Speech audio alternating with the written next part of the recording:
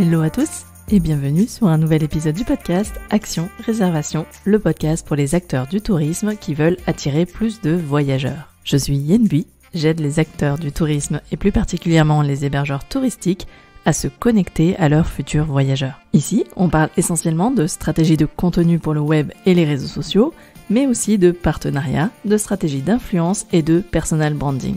Si vous voulez gagner en efficacité dans votre communication, alors ce podcast est fait pour vous. Je vous donne rendez-vous chaque mercredi pour un épisode solo au format court ou avec mes invités qui viennent partager leur expertise ou leur retour d'expérience. Retrouvez tous mes conseils sur mon site yenbui.fr et téléchargez mes ressources gratuites dans la rubrique bonus.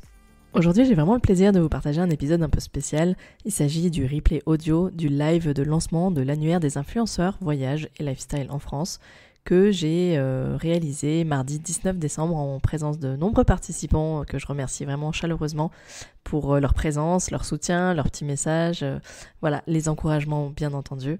Voilà, j'avais envie de vous partager cet épisode un peu en mode bonus pour que vous puissiez vous aussi profiter de ces fameuses 5 clés indispensables que j'ai évoquées durant ce live pour vraiment réussir sereinement ces collaborations avec des influenceurs et surtout découvrir comment on peut gagner en visibilité sans se ruiner en publicité grâce au pouvoir de l'influence. Je ne vous en dis pas plus et vous laisse découvrir ce webinaire que j'ai mené donc mardi 19 décembre dernier et j'espère que cette masterclass vous apportera pas mal de réflexions et peut-être fera un peu tilt chez certains pour quelques erreurs qu'ils ont peut-être commises ou qui s'apprêtent à commettre et que j'espère arriver un peu à temps pour vous aider à vraiment démarrer sereinement l'année 2024 avec de belles collaborations et très fructueuses à venir. Je vous souhaite une très belle écoute et surtout je vous souhaite de passer de très très belles fêtes de fin d'année. Je vous dis à très bientôt et rendez-vous début janvier pour la reprise du podcast. Ciao ciao! Donc bienvenue à toutes et à tous. Aujourd'hui on se retrouve pour alors c'est pas un café live pour ceux qui ont l'habitude de le suivre, ça y ressemble un petit peu mais c'est vraiment là pour le coup, on va appeler ça entre guillemets un atelier, une masterclass où je vais vous parler de 5 clés indispensables pour décupler votre visibilité sans vous ruiner, et ça grâce au pouvoir de l'influence.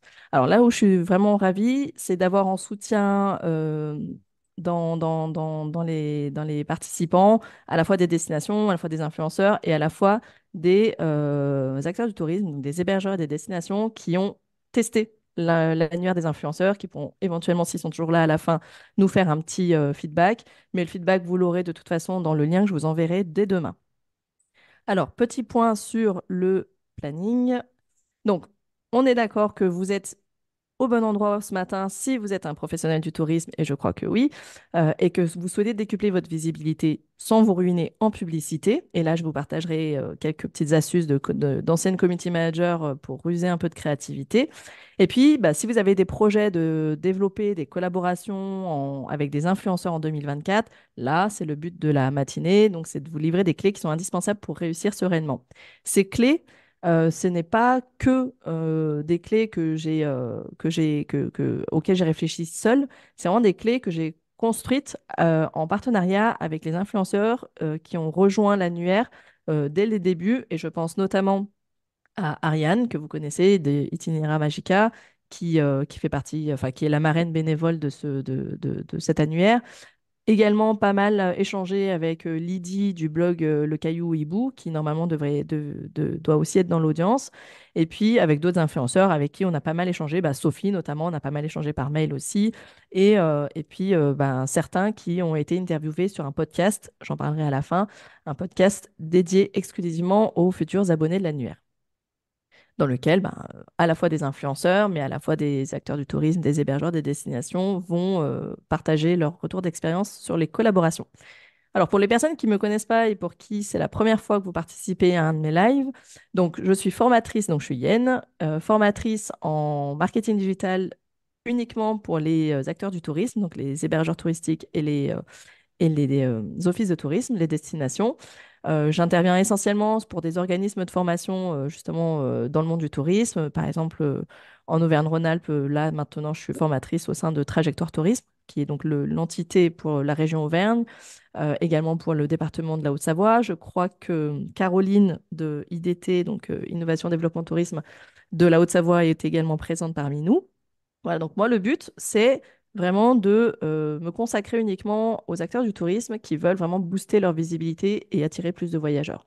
Avec une valeur qui est vraiment, qui s'est vraiment développée dans le temps, c'est cette volonté de vraiment promouvoir le voyage en France, voire même maintenant, j'aurais envie de dire, le voyage local. Les personnes qui me connaissent savent qu'elles peuvent me retrouver chaque semaine ou chaque mois dans le podcast Action Réservation. Également, on a fait le mois dernier le 10e Café Live. Donc, un atelier mensuel gratuit également. Et chaque semaine, vous avez l'habitude maintenant, ça fait presque 2 ans que je vais lancer la newsletter, comme le podcast, où donc chaque semaine, je vous partage un peu des infos, souvent inédites d'ailleurs, et en tout cas en avant-première. Voilà pour là où vous pouvez me retrouver. Juste petite précision pour les personnes qui se poseraient la question. En fait, tous ces contenus-là que je vous partage chaque semaine, ce sont vraiment des contenus que je fais, j'ai envie de dire, à titre gratuit. C'est vraiment quelque chose que j'adore faire et que je ne monétise pas, en tout cas pas pour l'instant. Et voilà, c'est vraiment quelque chose qui est important pour moi parce que ça fait partie de mes valeurs dans le sens où je me verrais pas être formatrice auprès des acteurs du tourisme. Mais ça, Julie, je pense que comme tu es une des personnes qui a participé à mes formations, tu peux bien le comprendre vu que tu as été dans les deux camps, c'est que je me verrais pas en fait être formatrice sans être sur le terrain. Et en fait, tous ces contenus-là, cette communauté, parce que maintenant vous êtes plus de 800 à me suivre sur Instagram, bah c'est en fait c'est un peu mon laboratoire. Vous faites un peu partie des échanges quotidiens que j'ai et qui me permettent d'alimenter ces contenus. En fait, je m'inspire toujours de vous. Et l'annuaire est né d'un d'entre vous, en fait. Suite à une newsletter, j'ai reçu en juillet dernier un email de Agnès qui me disait, mais moi, en fait, j'ai envie de me lancer dans la collaboration avec des influenceurs, mais je ne sais pas comment faire. Alors, une fois, 2 fois, j'ai eu 3 messages comme ça. Marjorie aussi, on en avait discuté. Et puis en fait, ben voilà, c'est né comme ça. J'en ai discuté avec quelques influenceuses avec qui je discutais déjà. Et puis bim, en fait, l'annuaire est arrivé et puis ben action quoi. Comme je suis quelqu'un de l'action, très vite l'annuaire s'est lancé et j'ai vu cet engouement et c'est ce qui m'a donné envie. Donc tout comme l'annuaire, hein, c'est pas mon activité principale, c'est vraiment des projets sur lesquels qui me tiennent à cœur et que j'ai envie de vous partager parce que c'est pour moi ça fait partie des valeurs aussi de s'entraider dans cet univers-là du tourisme. Le point sur la matinée, petite intro que je viens de faire. Ensuite, je vais juste rappeler que il existe plein de leviers. Je vais en évoquer 4 particuliers en marketing digital pour gagner en visibilité, dont l'influence. Mais l'influence, évidemment, n'est pas le seul levier que vous pouvez activer. Et pour connaître les autres, j'en parle dans le podcast et dans la newsletter depuis 2 ans, donc vous avez de quoi vous rattraper si ce n'est pas encore fait. Ensuite, on verra aussi quels sont les leviers gratuits, quels sont les leviers payants. Un problème à résoudre que vous connaissez bien et que je vais rappeler tout à l'heure. Et bien évidemment, vous êtes là pour ça, c'est les fameuses 5 clés indispensables. Ces 5 clés font en fait partie du guide que j'offre aussi dans le cadre de l'annuaire des influenceurs. Un guide qui est en cours de construction, qui est bientôt sur sa fin, dans lequel je partage en réalité 12 étapes clés. Et les 5 sont les 5 principales que j'ai extraits de ce guide. Ensuite, on va parler de comment vous pouvez collaborer avec des influenceurs. Et là, je vous présenterai très rapidement l'annuaire des influenceurs et il y aura le temps des questions-réponses. Voilà. C'est bon pour tout le monde? Vous m'entendez bien? On est bon? OK. Alors, les 4 leviers stratégiques pour gagner en visibilité. Donc, les personnes qui me suivent savent que je parle très souvent de 4 points essentiels.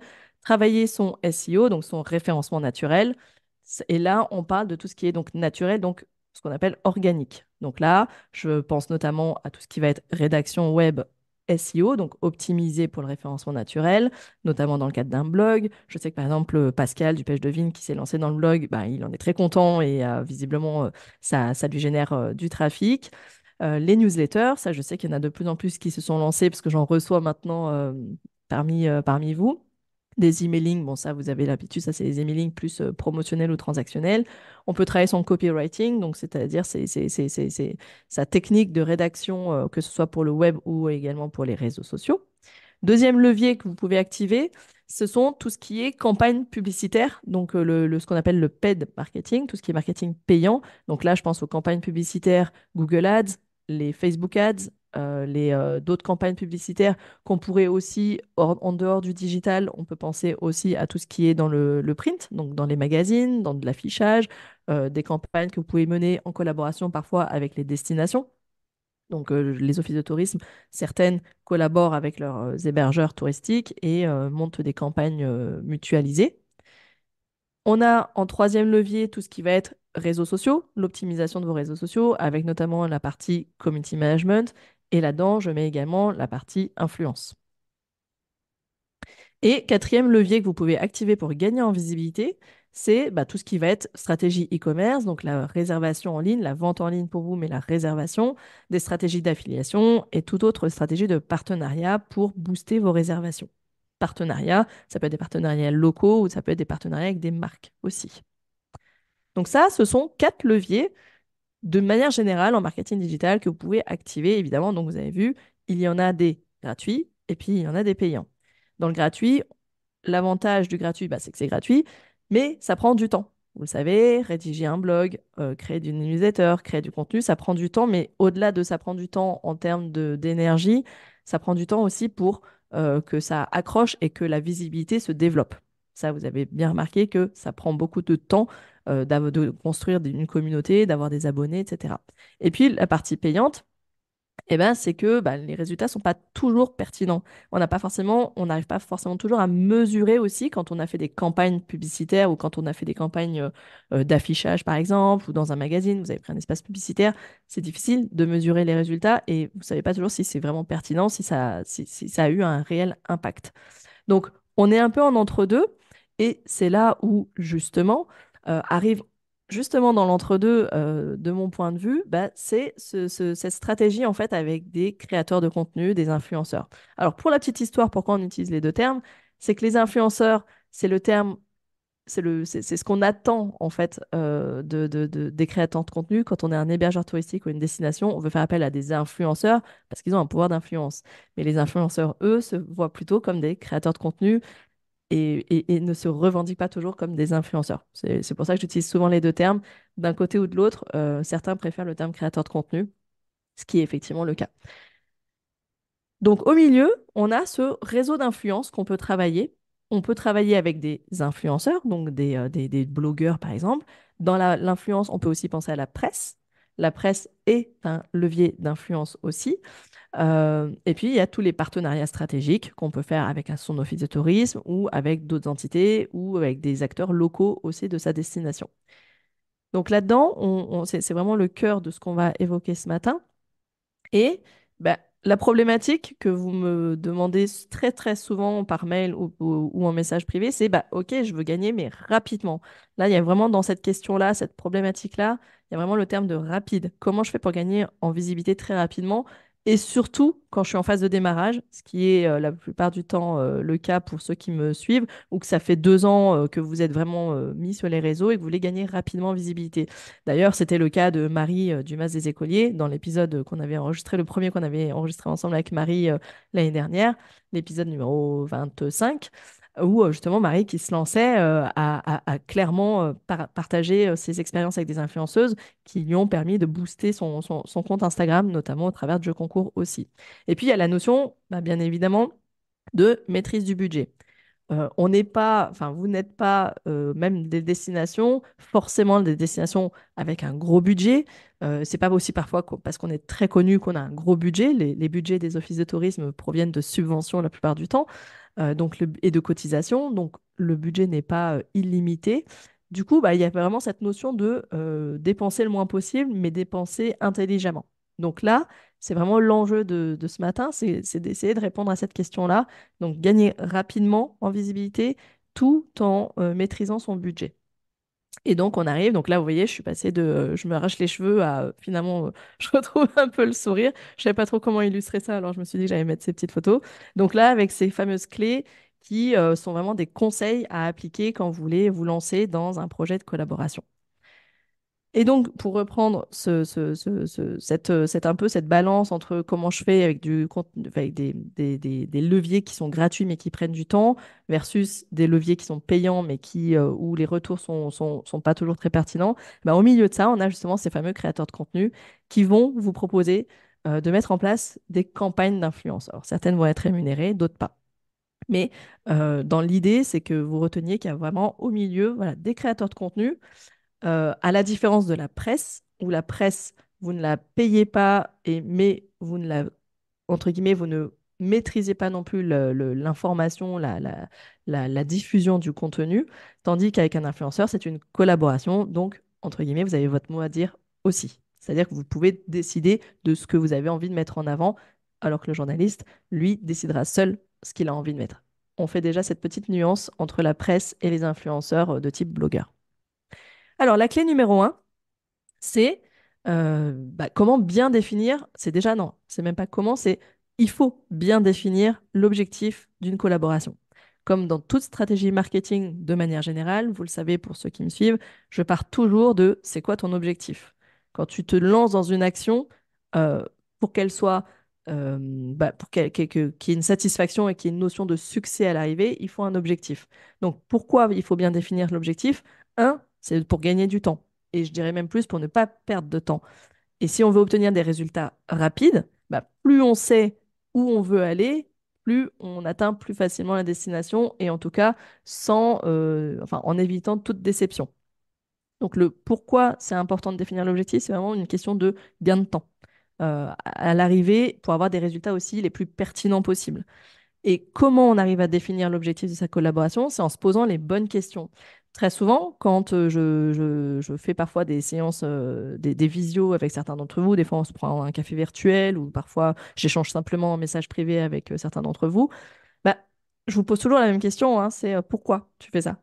C'est quoi l'objectif? Et la plupart du temps, les réponses sont floues. Et comme pour toute réponse floue, le résultat, la réponse va être floue. Plus on est flou dès le départ, tout le cheminement va être flou. Alors que si dès le départ, vous êtes posé déjà la bonne question, c'est pourquoi vous voulez collaborer. Et donc, les deux questions à vous poser dès maintenant, c'est qu'est-ce que vous attendez d'une première collaboration? Qu'est-ce que vous en attendez exactement? C'est quoi le résultat que vous attendez derrière? Et puis, de quoi vous avez besoin en priorité que l'influenceur peut vous apporter à sa manière, avec ses outils et ses compétences et de manière rapide. En général, c'est quelque chose que vous ne maîtrisez pas ou que vous n'avez pas ou que vous n'avez pas le temps de faire. OK? Et je vais vous donner quelques pistes et quelques exemples d'objectifs pour que ce soit bien clair. Quelques exemples, c'est moi, par exemple, je veux attirer des voyageurs à seulement 2 heures de chez moi. C'est parce que j'ai envie de développer le tourisme local, ou alors c'est surtout une stratégie parce que je veux développer mon activité à l'année, et c'est pas en allant chercher quelqu'un qui doit traverser la France que j'arriverai à faire des réservations toute l'année. Effectivement, la plupart du temps, ceux qui arrivent à avoir des réservations sur l'année sont des personnes qui, en fait, ont une audience, une communauté pas très loin de chez eux, qui est capable de venir le temps d'un week-end. En fait, c'est comme ça qu'on arrive à remplir à l'année. C'est qu'on va chercher 50% de sa clientèle locale. Quand je dis locale, je pense dans un rayon de 2 heures. Un autre objectif qui peut vous amener à vouloir collaborer avec des influenceurs, c'est, comme je le disais tout à l'heure, gagner des abonnés en phase de démarrage. C'était le cas justement par exemple de Marie du Mas des Écoliers. Gagner des abonnés en phase de démarrage, l'objectif est très clair. On sait déjà quel va être l'indicateur de performance. OK? Autre exemple d'objectif, c'est moi, j'ai pas de contenu photo vidéo, je suis pas douée en photo vidéo et je veux avoir quelque chose de pro pour mon site web ou pour mes réseaux sociaux. Donc j'ai besoin d'un créateur de photos, quelqu'un qui sache faire des photos. Et puis versus le photographe qui peut être très très bon de faire appel à un shooting et faire une prestation de photographie. La différence avec un influenceur, c'est que l'influenceur va apporter sa patte dans le sens où parfois va incarner la photo, va être sur la photo. C'est le cas de ce qu'on voit souvent sur, par exemple, les photos du blog de Ariane Fornia de Itinera Magica. Mais aussi, c'est simplement de mettre en lumière bah, la différence avec le photographe, c'est que l'influenceur, il va vivre l'expérience. Donc, il va ressentir des choses différentes. Il va savoir ce qui a été bon, quels sont les vrais atouts, parce qu'en fait, de l'avoir vécu, cette expérience d'immersion dans la destination ou chez vous, dans votre maison d'hôte ou dans votre gîte, saura exactement ce qu'il y a à mettre en avant. Et c'est quand même une différence où, quand vous organisez un shooting, c'est vous qui l'organisez le shooting en réalité. Et c'est vous qui devez tout préparer, tout mettre en place. Et vous savez pas forcément le faire et vous n'avez pas forcément le temps de le faire non plus. Autre exemple d'objectif, quand on fait appel à un influenceur, ça peut être clairement, et c'est l'objectif que je vais illustrer dans ma présentation tout à l'heure, c'est gagner en visibilité sur les moteurs de recherche. Quand on se lance, bah, son site internet, bah, il pêche un peu, il met du temps à gagner en visibilité sur les moteurs de recherche comme Google. Pour autant, quand on fait appel à un influenceur et qui a un blog voyage, par exemple, souvent les blogs voyage, on a plutôt des créateurs de contenu qui ont créé un blog voyage, en général, il y a déjà plus de 5 ans, qui ont donc une ancienneté en termes de référencement naturel et qui, du coup, quand ils postent un article, l'article va être propulsé bien plus vite que ce que vous pouvez faire avec votre site internet. C'est l'avantage de travailler avec des acteurs qui sont installés depuis un petit moment. Et puis, autre objectif, ça peut être, bah, tiens, j'ai envie de mettre en avant ma singularité, mon hébergement, par exemple, ou ma destination a une singularité, il a une spécificité, il attire du coup une clientèle spécifique. Et ben, ça tombe bien, j'ai envie de travailler avec un influenceur dont l'audience correspond à ce type de clientèle, à ce type de voyageur. Ça, c'est hyper important. J'en remettrai une couche à la fin sur cet objectif-là. Donc ça, c'était la première clé numéro un. Donc c'était vraiment définir l'objectif de votre collaboration. Et j'insiste dans le fait, je reviens juste, j'insiste sur le fait que définir l'objectif, c'est pas juste je veux gagner en visibilité. Juste, je rappelle, un objectif, quand on parle d'objectif en marketing, on parle d'objectif SMART. SMART, c'est un objectif qui est spécifique. Donc là, les exemples que je vous ai donnés, ils sont spécifiques parce que ça tient en une phrase et je sais où je veux aller. Là où j'ai pas complété mon objectif, c'est que il n'est pas encore assez mesurable. Donc je dois lui mettre un chiffre derrière, c'est-à-dire je veux gagner des abonnés en phase de démarrage. J'en veux combien? Je sais quoi l'objectif. J'en veux 500, j'en veux 1000, j'en veux 2000, soyons fous. Voilà. Mettez-vous un objectif parce que on ne peut pas mesurer l'atteinte d'un objectif si bah, il n'y a pas de critères, s'il n'y a pas d'objectif chiffré. Et il y a aussi dans Smart, donc atteignable, réaliste, mais il y a aussi le temporellement défini. Ça veut dire que vous pouvez vous fixer un objectif en disant, moi, à la fin de l'année 2024, maintenant on va plus parler 2023, on va parler 2024, à la fin de 2024, j'aimerais que sur mon compte Instagram, avoir déjà 2000 followers parce que je viens de démarrer et voilà, j'estime qu'il me faut à peu près atteindre ce socle, ou même 1000. Ou alors, bah, je veux attirer des voyageurs à seulement 2 heures de chez moi, c'est-à-dire que j'espère qu'à fin 2024, 50% de ma clientèle sera locale. Ça, c'est un objectif et temporellement défini. À la fin de l'année 2024, je ferai le bilan. Je le fais aussi en cours de route, mais voilà. Donc, objectif égale vraiment cette notion de spécifique, mesurable et dans une période bien définie. Ça, c'est hyper important. La clé numéro 2, c'est bah, une fois que j'ai défini mon objectif, bah, je vais m'atteler à identifier quels sont les bons influenceurs pour cet objectif-là en particulier.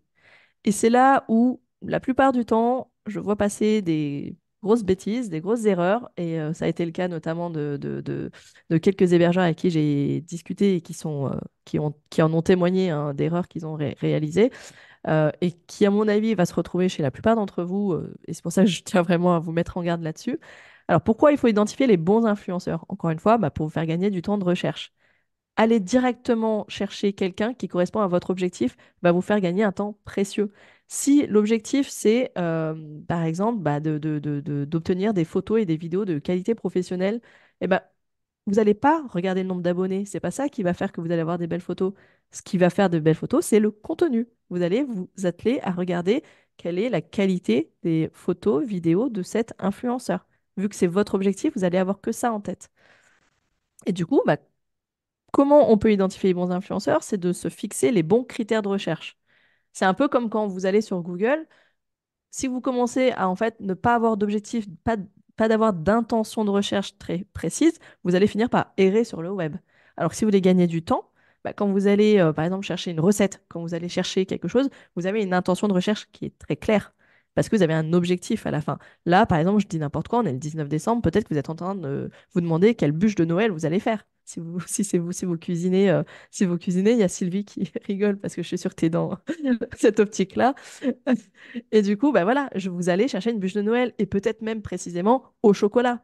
Donc, on met des critères de recherche très précis. Et c'est un peu la même histoire avec les influenceurs. Vous ne pouvez pas travailler avec tout le monde et tous les influenceurs ne sont pas les bons pour vous en fonction de votre objectif et de votre besoin. Du coup, les questions à se poser, c'est quel type d'influenceur je recherche. Est-ce que je recherche plutôt un blogueur? Est-ce que je recherche plutôt un créateur de contenu de type photographe qui revendique son activité en tant que photographe? Quel est son niveau d'influence? Si effectivement je veux gagner des abonnés à tout prix, bah là effectivement je vais aller chercher quelqu'un qui a plutôt une grosse communauté. Ça va de soi. Mais le niveau d'influence parfois importe peu. Et je vous le verrai, j'ai vraiment un exemple très concret à vous partager après. Donc le niveau d'influence, pour rappel, on appelle les nano-influenceurs ceux qui ont moins de 10 000 abonnés. On appelle les micro-influenceurs ceux qui ont entre 10 000 et 100 000. Et au-delà de 100 000, on parle de méga-influenceurs et ça peut être des personnalités célèbres aussi parfois. Quelle audience a cet influenceur? Et c'est là où c'est très très important. Il faut que vous regardiez qui est au cœur de la communauté de cet influenceur. Et surtout, est-ce que l'audience de cet influenceur correspond non pas à vous, mais correspond à la clientèle que vous visez? Si vous visez des familles, est-ce que l'influenceur s'adresse à des familles? Et est-ce que cet influenceur propose du contenu adapté aux familles? L'idée n'est pas de vous faire plaisir à vous, mais de toucher la clientèle que vous visez. Et ça, c'est l'erreur la plus courante que je constate, c'est que on a tendance à aller chercher des influenceurs que nous-mêmes on suit parce qu'on aime ce qu'ils font, etc. Mais ce n'est peut-être pas l'influenceur que votre clientèle, votre voyageur idéal va suivre. Et ça, c'est très très important d'identifier l'influenceur qui touche votre cible idéale. Quelle est sa spécificité? Peut-être aussi que cet influenceur a une spécificité et spécialiste par exemple des Reels. Je pense par exemple à Audrey de Nature Voyage Découverte qui est aussi sur la plateforme l'annuaire des influenceurs. Voilà, quelles sont leurs spécificités? Parfois, ils traitent, ces influenceurs vont avoir une spécificité dans leur ligne éditoriale. On va parler parfois de patrimoine. Moi, j'ai découvert qu'il y avait des influenceurs spécialisés en patrimoine. Et ça pour des destinations qui n'ont pas, par exemple, de paysages grandioses, mais qui ont un patrimoine culturel très riche. Ça peut être très intéressant de faire appel à ce type d'influenceurs. Voilà. Donc, est-ce que c'est une thématique plutôt sport, outdoor, nature, randonnée, bien-être, etc. Famille, couple. Sophie, par exemple, de Escapade amoureuse, elle se revendique aussi sur tout ce qui va être voyage à faire pour les plus de 40-50 ans. Voilà, ça fait partie aussi parfois de son créneau. Voilà, donc si par exemple vous visez ce type de clientèle, ça peut être intéressant d'aller vous rapprocher de Sophie. Voilà. Et du coup, ça amène à la question de quels vont être les indicateurs de performance que vous devez viser. Et ça, c'est vraiment important. Vous l'avez bien compris, si vous attendez d'un influenceur qui vous livre des très belles photos ou de très belles vidéos, j'ai envie de vous dire que le nombre d'abonnés, on s'en fiche totalement. Sauf qu'en fait, bizarrement, je vais beau vous l'expliquer, ça va beau vous paraître cohérent, au moment où vous allez chercher des influenceurs, vous allez encore une fois vous mettre vraiment bille en tête que c'est le nombre d'abonnés qui compte, ce qui est faux. Et donc, je vous le répète, non, le nombre d'abonnés n'est pas toujours un bon critère. Et ça, je sais que derrière leur écran, il y a quelques influenceurs qui doivent être en train de se dire merci Yen, parce qu'on en parle beaucoup. C'est une vraie bataille du quotidien pour eux. Parce que quand on fait appel à un influenceur, par exemple, pour gagner en référencement sur Google, qu'est-ce que vous en avez à faire de combien ils ont d'abonnés sur Instagram? Si le blog est positionné sur des bons mots-clés et ressort en première page de Google, il me semble que c'est le bon critère, le bon indicateur de performance.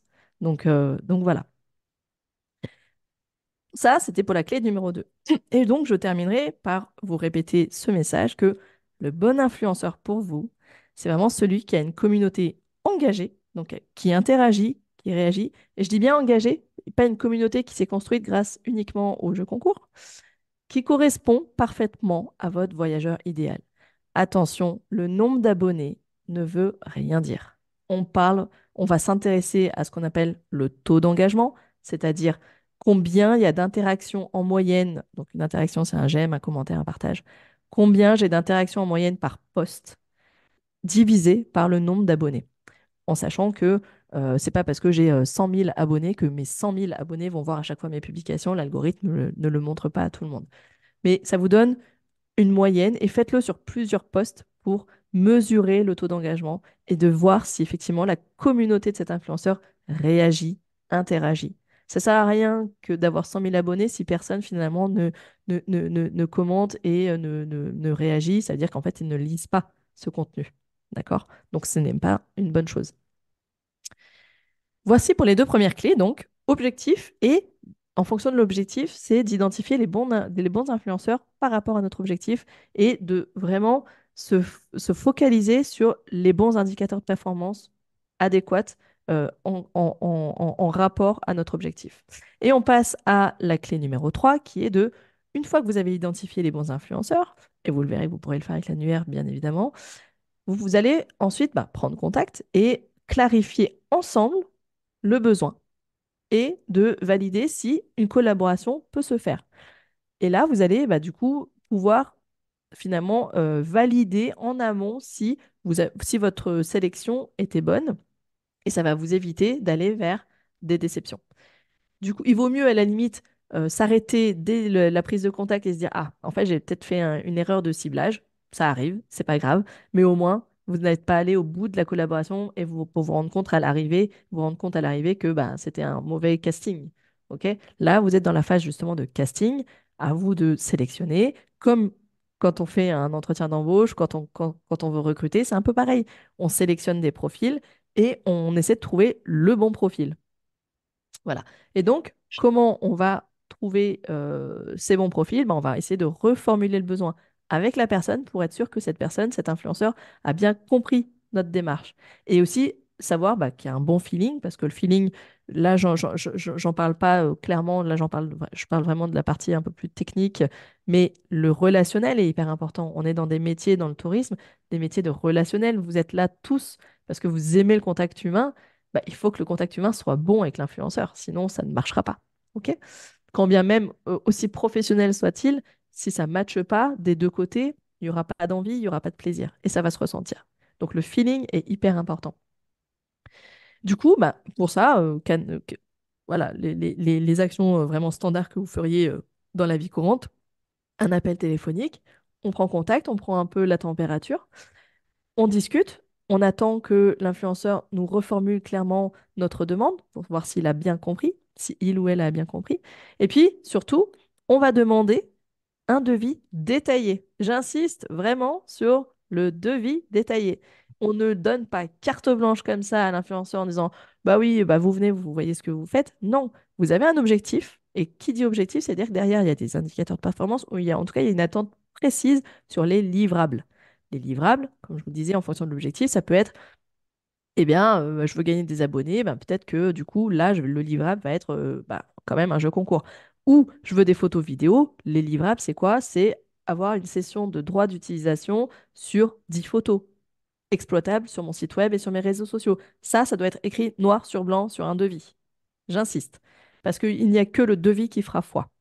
Ok. C'est la seule manière pour vous, à la fin d'une collaboration, de pouvoir débriefer et de dire c'est OK, ça a clairement répondu à mes attentes, tu as coché toutes les lignes qui étaient convenues et c'est OK ou pas. Voilà.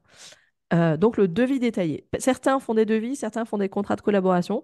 Vous pouvez aussi, et ça fera partie des modèles de documents que je vous mettrai à disposition dans l'annuaire, mettre en place des contrats de collaboration où chacun met ses engagements. Ça là-dessus, dans le guide, justement, il y aura également des modèles de contrats. Donc voilà pour la clé numéro 3. Je ne vais pas plus loin. J'insiste simplement sur demander un devis. C'est pas un gros mot, c'est normal. Même pour les influenceurs dont ce n'est pas l'activité principale, c'est normal quand on s'engage dans une collaboration, même quand on fait un partenariat avec n'importe quel autre partenaire commercial, on met ça sur écrit et c'est normal qu'il y ait les engagements des deux parties. Dans le devis, il y a aussi un engagement de votre part, c'est-à-dire que vous vous engagez à louer votre hébergement à telle date et d'assurer la prestation comme convenu, etc. C'est-à-dire que si vous avez convenu de 2 nuitées avec petit déjeuner, vous devez, de votre côté, mettre en place ces 2 nuitées avec les petits déjeuners. Voilà. Chacun a ses engagements. On arrive sur la clé numéro 4 qui est de toujours penser à mutualiser et optimiser les coûts. Donc jusqu'à présent, c'était le côté je veux gagner du temps, je veux être efficace. Et puis maintenant, c'est OK, je veux collaborer avec des influenceurs, mais sans que ça me coûte un bras et un œil si possible. Que je sois une destination d'ailleurs ou que je sois un hébergeur touristique. Et pourquoi cette clé, elle est hyper importante de mutualiser et d'optimiser, c'est que ça va vous permettre de maîtriser votre budget. Et je sais que ça, c'est la grosse problématique une des questions qui vous inquiète le plus, en tout cas, quand on parle de collaboration avec des influenceurs. Mais il existe des astuces. Et l'astuce, c'est de jouer collectif au lieu de toujours jouer perso. Vous avez, malheureusement, quand je dis vous, là, je m'adresse spécifiquement aux hébergeurs, c'est que vous avez tendance à vous dire, j'accueille un influenceur chez moi, donc je la joue hyper perso, parce que c'est moi qui prends en charge, moi qui invite, etc. Sauf qu'en fait, parfois, vous avez envie de collaborer avec des influenceurs qui, eux, vont vous proposer des collaborations rémunérées, et c'est normal parce que c'est leur métier. Euh, Dans ce cas-là, ça peut vous freiner. Sauf qu'en fait, si vous changiez de paradigme et de posture, vous verriez que on peut tout à fait faire venir un influenceur qui demande une rétribution, une rémunération en jouant collectif. Et pour ça, vous allez pouvoir faire plusieurs choses. Soit, option 1, en fait, vous faites appel à des influenceurs qui proposent uniquement des échanges de services. Il y en a. Ces influenceurs-là qui proposent des échanges de services, la plupart du temps, sont des influenceurs dont ce n'est pas l'activité principale et qui souvent sont plutôt des nano-influenceurs qui ont moins de 10 000 abonnés. Mais encore une fois, si l'objectif, si vous aimez leur blog, si vous aimez leur style d'écriture, si vous aimez leurs photos, bah, en fait, c'est très bien, le deal est bon et on s'arrête là et ça va très très bien. Maintenant, vous pouvez très bien dire, bah, moi j'ai envie de travailler justement avec certains influenceurs qui sont présents parmi nous, il va falloir le payer. Mais en fait, à quel moment on a dit que c'était à vous de forcément débourser la totalité des coûts de cette campagne, de cette opération d'influence? Pensez que une opération d'influence, quand un influenceur vient, un influenceur professionnel vient, il vient en fait pour toute la destination. Et c'est donc toute la destination touristique qui accueille un influenceur, qui va lui faire découvrir et qui va lui donner envie de relater son expérience dans sa globalité. Ça inclut l'hébergement, ça inclut l'office de tourisme qui va, en général, c'est l'office de tourisme qui prend une partie en charge des frais, mais l'office ne prendra en partie les frais que si tous les autres acteurs jouent le jeu, jouent collectif. C'est-à-dire que l'office de tourisme, je vous donne un exemple, si l'opération d'influence sur 3 jours coûte en rémunération, je dis n'importe quoi, par exemple, 1 500 euros, eh bien, en fait, on peut très bien imaginer que l'office de tourisme va prendre en charge ces 1 500 euros de frais, avec le transport par exemple, mais que les coûts sur place soient répartis par les différents professionnels du tourisme qui participent à l'opération.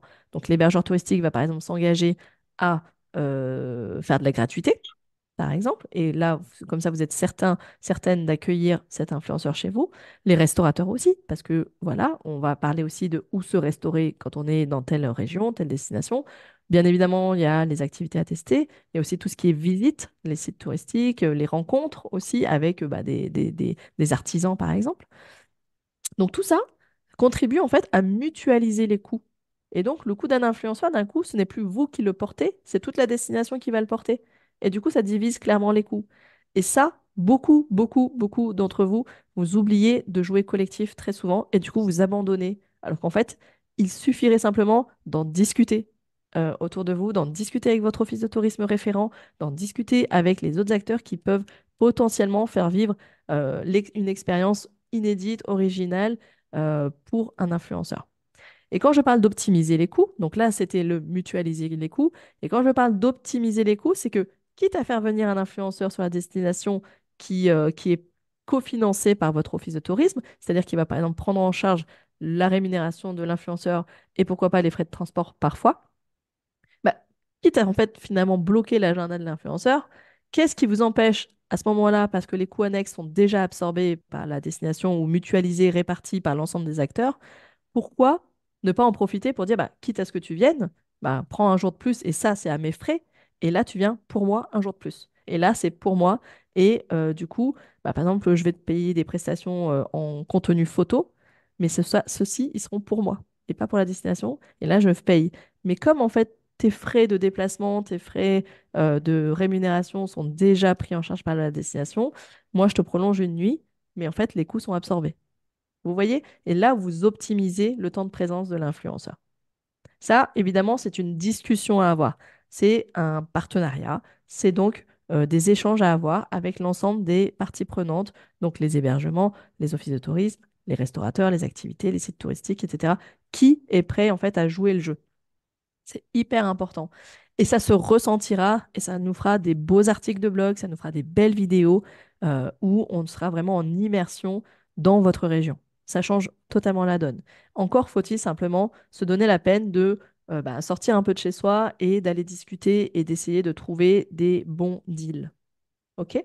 J'espère que ce point-là a un peu fait tilt chez vous parce que je sais que c'est le point qui pêche, un des points qui pêche le plus. Et on arrive à la clé numéro 5 et je regarde le timing et je me dis qu'on est vraiment pas mal au niveau timing, donc ça c'est chouette. C'est de mesurer le retour sur investissement. Donc, retour sur investissement ROI et ROAS, pour les personnes qui n'ont jamais vu le mot, c'est le retour sur les investissements publicitaires. Return on ad spend, donc les dépenses publicitaires. Donc, ça dépend si on considère que c'est une dépense publicitaire ou si c'est un investissement pour votre établissement. Donc, mesurer le retour sur investissement de vos collaborations. À quoi ça sert? Bah, simplement pour mesurer le niveau d'atteinte de notre objectif de départ. Donc, la clé numéro 1, l'objectif de départ. Est-ce que je suis pleinement satisfait de l'atteinte de mon objectif? Oui, non. Quel a été l'objectif initial et quel est le résultat final? Comment on mesure ce retour sur investissement? Grâce à un débrief de la collaboration. Ça, c'est hyper important. Quand l'influenceur a terminé sa mission, c'est vraiment important de débriefer, de lui demander si ça s'est bien passé, s'il a pris plaisir. La notion de vraiment d'humain est très importante, de vraiment de discuter. Et puis pourquoi pas, l'influenceur ne se gênera peut-être pas pour vous dire, bah, là, tu devrais peut-être travailler ça, là, tu devrais peut-être mettre en avant ça. Je trouve que tu ne mets pas assez en avant ça, alors que c'est un atout indéniable chez toi, etc. Voilà. Ça, profitez-en, c'est du conseil, c'est du coaching que vous allez avoir presque bénévolement, quoi. Et puis aussi, c'est analyser les livrables. Vérifier que vous avez obtenu tous les livrables qui étaient convenus dans le devis. Ça, c'est hyper important, bien évidemment. Ça vous permet du coup de ne pas être déçu, de vous dire, mais en fait, tu avais dit que tu faisais un reel, Instagram, plus un article de blog, plus ça. Bah, j'ai pas tout eu, quoi. Donc ça, c'est hyper important. Il faut pas vous déranger, il faut pas vous gêner, vous sentir gêné pour ça. On est dans une collaboration, on est dans une transaction. Et puis, les statistiques post-collaboration. Certains oublient, mais selon l'objectif, c'est très très important pour pouvoir mesurer l'atteinte de votre objectif. C'est les statistiques post-collaboration. En général, on peut se faire un petit point, par exemple, dans les 6 mois qui suivent la collaboration. 6 mois après, je dis 6 mois, c'est notamment le cas pour les articles de blog pour que le temps que l'article est pris un peu en référencement, laissez-vous 6 mois et ça vous permettra de faire le point. Il y a 2 points sur cette partie statistique. Il y a les statistiques côté influenceur, c'est-à-dire euh, combien de vues a généré son article qui parle de vous. Ça, c'est son côté. Mais à vous aussi de mesurer les statistiques, c'est de mesurer qu'est-ce que ça a généré en termes de trafic sur votre site web. Est-ce que vous avez vu un pic? Est-ce que vous avez vu des bons? Est-ce que vous avez vu que finalement vous avez gagné en notoriété à la fois sur votre site internet, mais aussi sur vos réseaux sociaux? Et puis, pensez, une fois que vous avez mis en place des collaborations, une fois que vous avez mis en place des jeux concours, des choses comme ça, à toujours sonder les personnes, les voyageurs qui vous contactent en demandant comment vous avez entendu parler de moi. C'est pas comment vous m'avez trouvé, c'est comment vous avez entendu parler de moi. Est-ce que c'est via un article de blog en particulier? Est-ce que c'est via l'office de tourisme? Est-ce que c'est via un jeu concours? Est-ce que c'est hyper important de mesurer la provenance, l'origine de vos voyageurs qui vous contactent. C'est un des seuls moyens de vraiment mesurer l'impact de cette collaboration. Et ça, c'est pas l'influenceur qui peut le faire à votre place. Quand vous avez un appel téléphonique, quand vous avez une demande par mail, quand vous avez une demande sur les réseaux sociaux, pensez toujours à poser la question. Et posez la question de manière précise, sinon on vous dira toujours sur Internet. La réponse sera toujours, si vous ne demandez pas très précisément la source et que vous ne faites pas, par exemple, des suggestions, vous aurez toujours pour réponse très rapide sur Internet. Et ça va pas vous aider. Du coup, je viens de le dire, analyser les retombées sur la période définie, vérifier, donc sourcer l'origine de votre trafic, que ce soit sur le web ou sur les réseaux sociaux, calculer donc votre retour sur investissement, combien ça vous a coûté. Et quand je dis combien ça vous a coûté, si vous n'avez pas déboursé de sous, mais que vous avez offert des nuitées, par exemple, ça a un coût pour vous. Mais, et du coup, en face de ça, quel a été le retour sur investissement. Si, je vais vous donner un exemple là maintenant très concret, on va voir comment on peut calculer le retour sur investissement. Je prends un exemple, si vous avez offert 2 nuitées avec 2 petits déjeuners, on va donner une moyenne, allez, 2 nuitées pour 2 personnes, on va dire, allez, 250 euros pour les 2 nuitées avec petit déjeuner par exemple. Ça vous aura en valeur financière, de votre côté, ça représente 250 euros de valeur financière. OK? Et un article de blog qui vous génère du trafic et qui va potentiellement générer derrière une, deux, trois, cinq, 10, 20 réservations, bah, combien vous ont rapporté quel est ce chiffre d'affaires que ça vous a rapporté? Et là, vous voyez clairement le retour sur investissement. Et en fait, on voit très rapidement que du moment que vous avez une autre réservation similaire, déjà, ça vous aura apporté, l'opération aura été blanche. Et donc après, toutes les réservations qui tomberont grâce à cette collaboration seront du bénéfice pour vous. OK? Et il y a une astuce que j'aime bien donner quand on collabore, et c'est ce que font par exemple tous les attachés de presse, quand on collabore avec la presse ou avec des influenceurs, c'est d'essayer de comparer les retombées avec ce que ça vous aurait coûté en publicité. Essayez de regarder quelle est l'équivalence publicitaire ou l'équivalence en termes de prestations. Et là, je vais vous donner vraiment des exemples concrets maintenant. C'est, OK, vous voyez, on a parlé de 250 euros. Vous avez peut-être obtenu des photos, des photos. Combien vous aurait coûté en fait un shooting avec un photographe professionnel qui vient comme ça, une demi-journée ou une journée? Combien ça vous coûterait? Faites le devis hein, et vous allez vite voir. À la différence, comme je vous le disais, c'est que l'influenceur va vivre l'expérience et va être sur les photos et va faire vivre la photo. Contrairement à un photographe professionnel qui vient et qui shoot le lieu en général sans forcément qu'il y ait de mise en scène. Ça, c'est différent. OK? Donc, posez-vous vraiment la question de combien j'aurais payé pour une prestation similaire à côté. Et là, vous vous rendrez compte clairement de la valeur ajoutée des influenceurs. Exemple concret, bon, elle n'est pas là ce matin, Anne-Lise de la Villa de la Croix, je me suis penchée dessus parce que j'ai pris un exemple qui parlait de la ville de Troyes. Donc, Anne-Lise de la Villa de la Croix, elle est en Champagne, elle n'est pas très loin de la ville de Troyes. Ils sont vraiment pas loin. Et j'ai pris un exemple pour un accueil, j'ai oublié de le préciser. En général, si vous êtes plutôt malin, on fait des accueils d'influenceurs en hors saison parce que vous n'avez pas besoin de remplir en général en pleine saison. Mais en hors saison, c'est plus calme. Vous pouvez vous permettre d'offrir des nuitées à cette période-là. Là, j'ai pris l'exemple sur le Villa de la Croix, 2 nuits plus petit déjeuner offert pour 2 personnes. On est sur à peu près une moyenne de 260 euros en janvier. Donc là, je me dis, bah tiens, si j'ai envie de faire venir quelqu'un à l'année en mode bon plan week-end, week-end en Champagne à 2 heures de Paris, bon bah voilà, ça c'est mon objectif de la collaboration, c'est ça, faire venir une clientèle parisienne pour une escapade le temps d'un week-end en Champagne. Ça c'est mon objectif. Je veux donc un article de blog, par exemple. Là, l'exemple qui suit maintenant va être fictif, mais parce que j'ai trouvé un autre article de blog sur la ville de Troyes, mais ça n'a pas été une collaboration entre les 2 personnes. Du coup, je reviens à cette histoire d'équivalence publicitaire. Combien vous coûterait un shooting photo professionnel? Combien, et je sais que vous êtes pas mal démarché pour ça, combien vous coûte un espace publicitaire dans un magazine quand on vient vous voir et qu'on vous propose un espace publicitaire dans un magazine local ou régional? Combien ça vous coûterait? Ça vous coûterait a priori plus que 250 euros.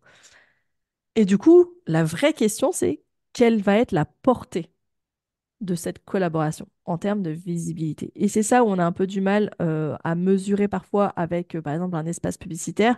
On connaît l'audience, le lectorat d'un magazine, mais est-ce que réellement j'ai été vu, est-ce que j'ai vraiment été vu par les lecteurs de ce magazine? Alors que la portée, quand on est sur les réseaux sociaux et quand on est sur du trafic web d'un blog, on a des statistiques qui nous donnent clairement la portée qu'on a gagnée. Combien de personnes nous ont vus? Combien de fois ces contenus ont été vus? Et ça, c'est hyper important et ça vous permet vraiment de mesurer la portée de la collaboration.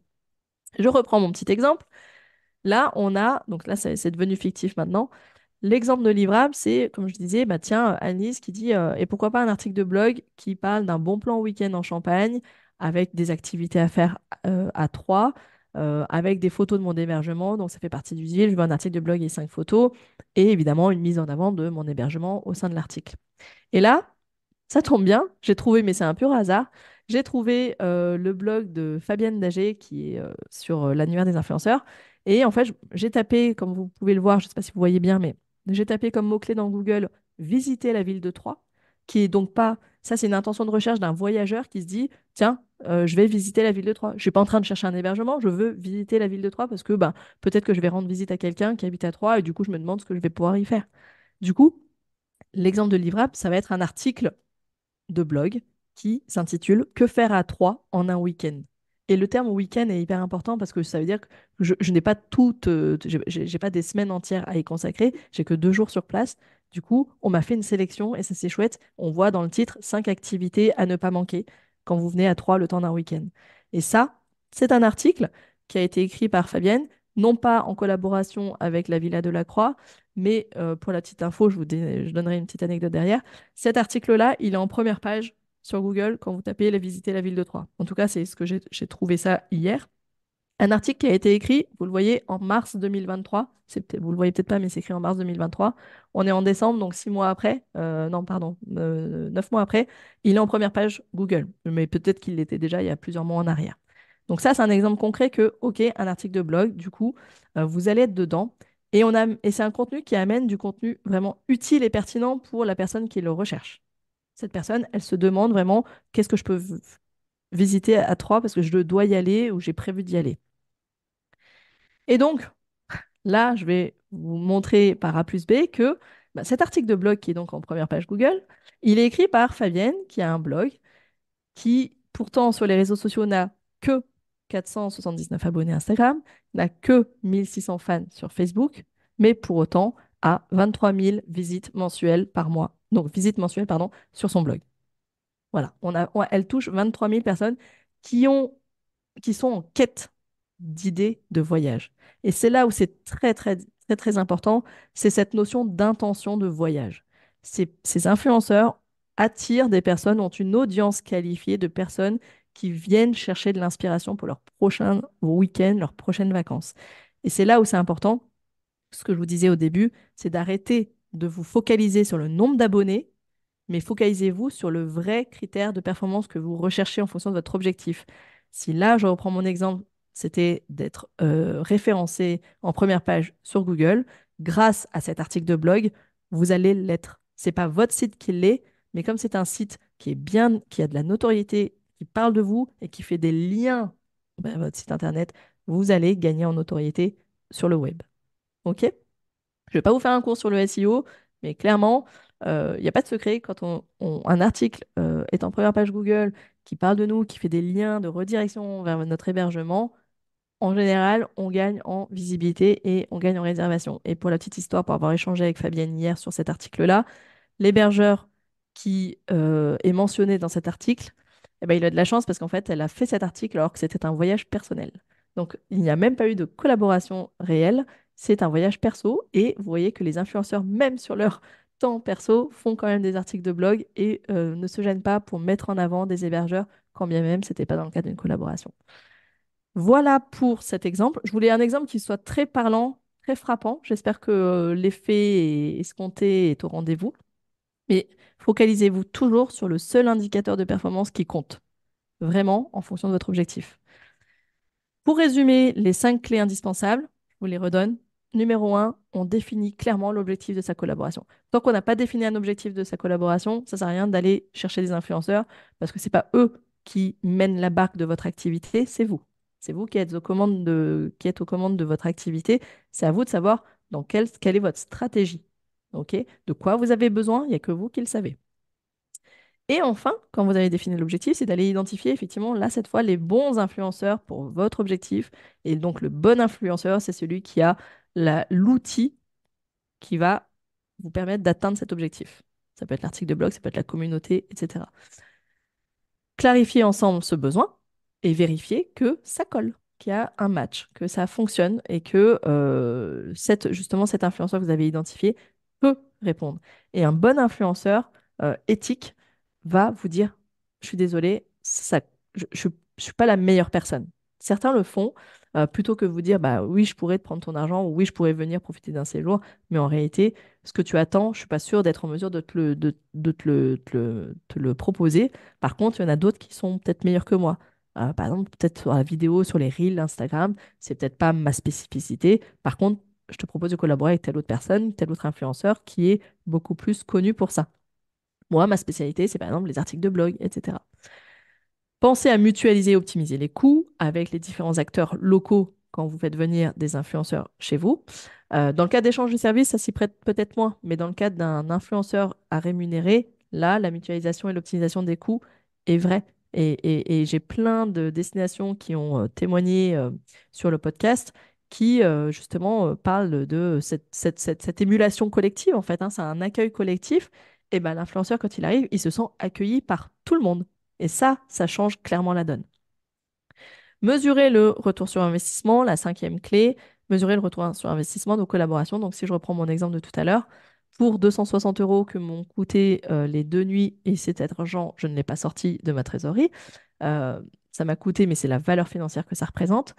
Bah, en fait, derrière, si cet article de blog m'a généré au moins peut-être 10 contacts, 10 réservations, bon, bah, le retour sur investissement, il est vite vu. OK? C'est vraiment dans cette dynamique-là qu'il faut euh, poser votre stratégie de collaboration. Et on arrive sur comment bien réussir ces collaborations avec l'annuaire des influenceurs. Donc, l'annuaire des influenceurs, c'est un outil qui va vous permettre d'identifier ces fameux influenceurs en fonction des bons critères que j'ai évoqués. Pourquoi? Parce que sur cet annuaire, il y a, donc en fait, c'est un répertoire, hein, ok? C'est un carnet de, vous allez avoir, aujourd'hui, il y a plus de 60 influenceurs qui sont répertoriés, qui proposent au total plus de 100 offres de reportage ou de collaboration. Et du coup, bah, chacun a sa spécificité, chacun a son canal de prédilection, chacun a une audience différente, chacun a un type de contenu différent. Donc, allez chercher, grâce à ce moteur de recherche qui est présent dans l'annuaire, cocher les critères de recherche qui vous correspondent. Et donc, allez chercher l'audience la plus qualifiée possible en fonction de votre objectif. Si vous voulez développer le microtourisme, sélectionnez des influenceurs de votre région, par exemple, avec la localisation. Si vous voulez gagner en visibilité dans la durée, c'est là vous allez miser peut-être sur justement le SEO et donc sur le trafic d'un site, d'un blog. Eh ben, allez chercher ceux qui vous proposent en livrable un article de blog. Vous pouvez filtrer tout ça. En quelques chiffres, l'annuaire, donc c'est 60 aujourd'hui, c'est 60 influenceurs voyage et lifestyle qui sont déjà référencés.